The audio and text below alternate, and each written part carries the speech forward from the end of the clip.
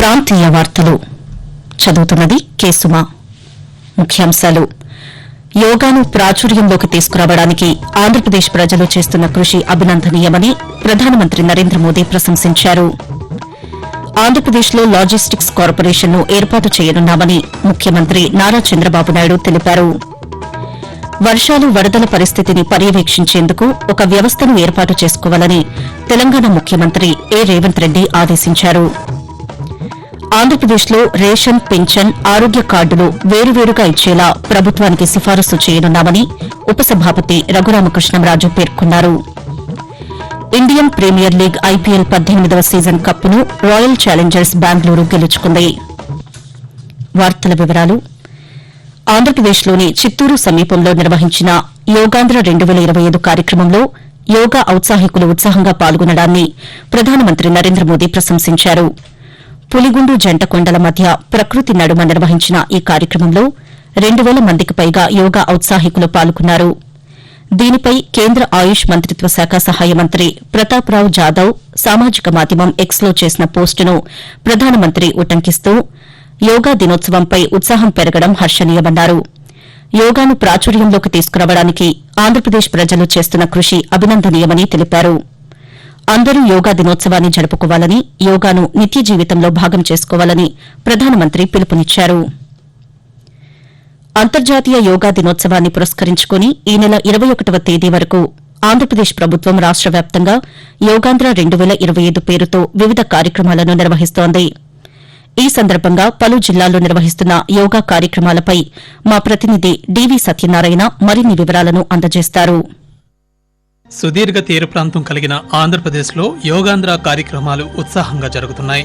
ఈ నెల 21న అంతర్జాతీయ యోగా దినోత్సవాన్ని విశాఖపట్నంలోని ఆర్కే బీచ్ నుంచి శ్రీకాకుళం బీచ్ వరకు అట్టహాసంగా నిర్వహించాలని ముమ్మర ఏర్పాట్లు చేస్తున్నారు.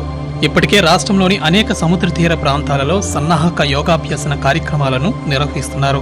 అందులో భాగంగా నిన్న ప్రముఖ పర్యాటక ప్రాంతాలైన అంతర్వేది తీరం, త్రిపురాంతకం, మైపాడ్ బీచ్లలో సామూహిక యోగా అభ్యాసనాలను నిర్వహించారు.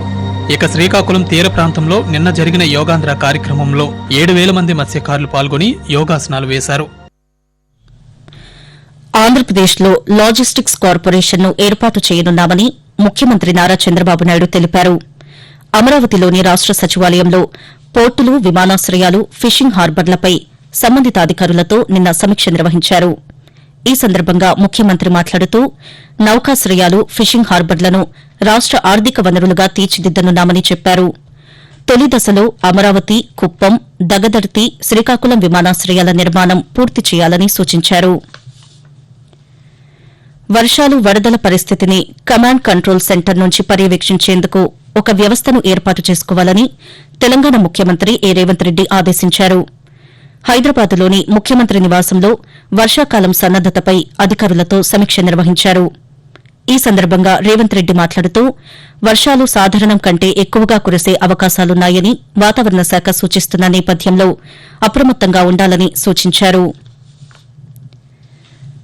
ఆంధ్రప్రదేశ్లో రేషన్, పింఛన్, ఆరోగ్య కార్డులను వేరువేరుగా ఇచ్చేలా ప్రభుత్వానికి సిఫారసు చేయాలని నిర్ణయం తీసుకున్నట్లు ఉపసభాపతి రఘురామకృష్ణంరాజు తెలిపారు. అమరావతిలోని రాష్ట శాసనసభలోని అసెంబ్లీ కమిటీ హాల్లో ఉపసభాపతి నేతృత్వంలో ప్రజా వినతుల కమిటీ నిన్న సమావేశమయ్యింది.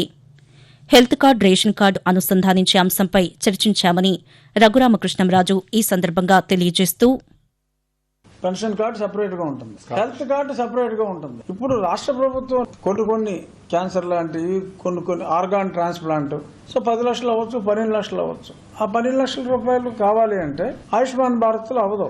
ఫ్యామిలీ కార్డు ఒకటి ఉండి ఐడెంటిఫికేషన్ కి, పెన్షన్ కి పెన్షన్, రేషన్ కి రేషన్, ఆరోగ్యానికి ఆరోగ్యం కార్డు సెపరేట్ గా ఉంటుంది. ఆకాశవాణి ప్రాంతీయ వార్తలు వింటున్నారు.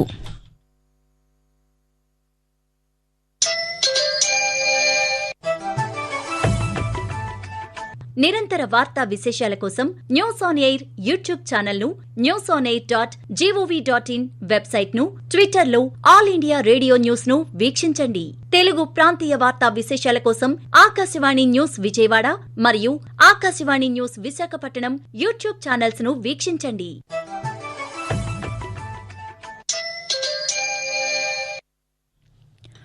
ఉగ్రవాదంపై భారత్ వైఖరిని తెలియజేస్తున్న అఖిలపక్ష ప్రతినిధి బృందాల విదేశీ పర్యటన కొనసాగుతోంది.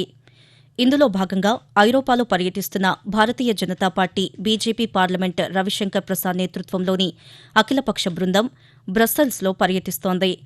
గత రాత్రి బ్రస్సెల్స్ చేరుకున్న బృందం 2 రోజుల పాటు సరిహద్దు ఉగ్రవాదంపై భారత్ తీసుకుంటున్న చర్యలపై ఆ దేశ నాయకులకు వివరించనుంది. మరోవైపు బీజేపీ ఎంపీ బైజయంత్ పాండా నేతృత్వంలోని అఖిలపక్ష ప్రతినిధి బృందం పలు దేశాల పర్యటనల అనంతరం నిన్న ఢిల్లీ చేరుకుంది. ఆధార్ కార్డు తరహాలో భూములకు త్వరలో భూధార్ను తీసుకువస్తామని తెలంగాణ రెవెన్యూ శాఖ మంత్రి పొంగులేటి శ్రీనివాసరెడ్డి తెలిపారు. ఖమ్మం జిల్లా ఎర్రుపాలెం మండలం ములుగుమాడులో నిర్వహించిన రెవెన్యూ సదస్సులో మంత్రి నిన్న పాల్గొన్నారు. ఈ సందర్భంగా ఆయన మాట్లాడుతూ ఆధార్ ఎలా ఉందో ప్రతి మనిషికి రైతన్నకి కూడా భూధార్ అంటే ఆ కమతానికి ఒక నెంబర్ ఇచ్చి ఆ నెంబర్ కొడితే ఆ రైతన్న యొక్క పూర్తి భూమి వివరాలు వచ్చే విధంగా రాబోయే రోజుల్లో భూధారుని కూడా ప్రతి కమతమున్న రైతన్నకి ఈ చట్టం ద్వారా ఇచ్చే అవకాశాన్ని కూడా కల్పించాము. ఈ భూభారత ద్వారా రిజిస్ట్రేషన్ టైంలోనే ఆ మ్యాప్ను కూడా పెట్టే అంశాన్ని ఈ చట్టంలో పొందుపరిచాము. వికసిత్ కృషి సంకల్ప్ అభియాన్ కార్యక్రమం ద్వారా ముందస్తు ఖరీఫ్ పంటలపై రైతులకు అవగాహన కల్పిస్తున్నామని వ్యవసాయ పరిశోధనా సంస్థ శాస్త్రవేత్త భువనేశ్వరి తెలిపారు. పశ్చిమ గోదావరి జిల్లాలో నిర్వహించిన వికసిత్ కృషి సంకల్ప్ అభియాన్ కార్యక్రమంలో ఆమె నిన్న పాల్గొన్నారు. ఈ సందర్భంగా రైతులకు కొబ్బరి, కోకో, ఆయిల్ పామ్, వరి పంటల్లో సమగ్ర యాజమాన్య పద్దతుల గురించి రైతులకు వివరించారు. ఈ సందర్భంగా భువనేశ్వరి పాత్రికేయులతో మాట్లాడుతూ తేనెటీగల పెంపకం కానీ, తర్వాత ఎండు పూలతో విలువ ఆధారిత ఉత్పత్తులు, తర్వాత చిరుధాన్యాలతో బిస్కెట్లు తయారీ, వీటన్నిటి మీద కూడా మేము శిక్షణలు అది ఇస్తూ ఉంటాం అనమాట. అంతేకాకుండా మనకి సామూహిక ప్రథమ శ్రేణి ప్రదర్శనల కింద అంటే జాతీయ ఆహార భద్రత పథకం, అలాగే నూనె గింజల పథకం కింద అపరాలంటే మినుము, పెసర విత్తనాలు, అలాగే మనకి వేరుశనగ విత్తనాలు కూడా రైతులకు ఇస్తూ ఉంటాం అనమాట. తర్వాత వరిలో మీకు ఏమైనా ప్రధాన సమస్యలు ఏమైనా ఉంటాయి అంటే చీడపీడలు కానీ, లేకపోతే కలుపుకు సంబంధించి కానీ వాటి గురించి కూడా చెప్తుంటారు. కాగా వికసిత్ కృషి సంకల్ప్ అభియాన్పై విజయవాడ ప్రాంతీయ వార్తా విభాగం రూపొందించిన ప్రత్యేక కార్యక్రమం ఈ రోజు రాత్రి 8:40 ప్రసారమవుతుంది. దిగువ ట్రోపో ఆవరణంలో నైరుతి పశ్చిమ దిశలో గాలులు వీస్తున్నాయని అమరావతి వాతావరణ కేంద్రం తెలిపింది. దీని ప్రభావంతో ఆంధ్రప్రదేశ్లో రానున్న 2 రోజుల పాటు తేలికపాటి నుండి మోస్తరు వర్షాలు కొన్ని చోట్ల కురిసే అవకాశముందని వాతావరణ శాఖ అధికారి ఎల్ నారాయణ పేర్కొంటూ ఉత్తర కోస్తా ఆంధ్రప్రదేశ్, యానాం మరియు దక్షిణ కోస్తా ఆంధ్రప్రదేశ్లలో ఈరోజు తేలికపాటి నుండి ఒక మోస్తారు వర్షాలు లేదా జల్లులు 1 లేదా 2 చోట్ల కురిసే అవకాశం ఉంది.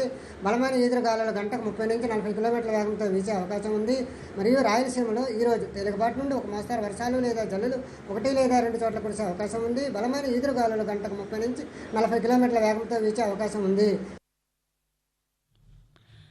ఇండియన్ ప్రీమియర్ లీగ్ ఐపీఎల్ 18వ సీజన్ కప్పును రాయల్ ఛాలెంజర్స్ బెంగళూరు గెలుచుకుంది. గత సాయంత్రం అహ్మదాబాద్ వేదికగా పంజాబ్ కింగ్స్ బెంగళూరు జట్ల మధ్య జరిగిన ఫైనల్ క్రికెట్ మ్యాచ్లో 6 పరుగుల తేడాతో బెంగళూరు విజయం సాధించింది. టాస్ ఓడి తొలుత బ్యాటింగ్ చేసిన బెంగళూరు నిర్ణీత 20 ఓవర్లలో 9 వికెట్ల నష్టానికి 190 పరుగులు చేసింది. అనంతరం 191 పరుగుల లక్ష్యంతో బ్యాటింగ్కు దిగిన పంజాబ్ నిర్ణీత ఓవర్లలో 7 వికెట్లు కోల్పోయి 184 పరుగులు చేయడంతో బెంగళూరు గెలుపొందింది. ప్రాంతీయ వార్తలు ముగించే ముందు ముఖ్యాంశాలు మరోసారి. యోగాను ప్రాచుర్యంలోకి తీసుకురావడానికి ఆంధ్రప్రదేశ్ ప్రజలు చేస్తున్న కృషి అభినందనీయమని ప్రధానమంత్రి నరేంద్ర మోదీ ప్రశంసించారు. ఆంధ్రప్రదేశ్లో లాజిస్టిక్స్ కార్పొరేషన్ను ఏర్పాటు చేయనున్నామని ముఖ్యమంత్రి నారా చంద్రబాబు నాయుడు తెలిపారు. వర్షాలు, వరదల పరిస్థితిని పర్యవేక్షించేందుకు ఒక వ్యవస్థను ఏర్పాటు చేసుకోవాలని తెలంగాణ ముఖ్యమంత్రి ఏ రేవంత్ రెడ్డి ఆదేశించారు. ఆంధ్రప్రదేశ్లో రేషన్, పింఛన్, ఆరోగ్య కార్డులు వేరువేరుగా ఇచ్చేలా ప్రభుత్వానికి సిఫారసు చేయనున్నామని ఉపసభాపతి రఘురామకృష్ణంరాజు పేర్కొన్నారు. ఆకాశవాణి ప్రాంతీయ వార్తలు ఇంతటితో సమాప్తం. తిరిగి 7:05 జాతీయ వార్తలు వింటారు.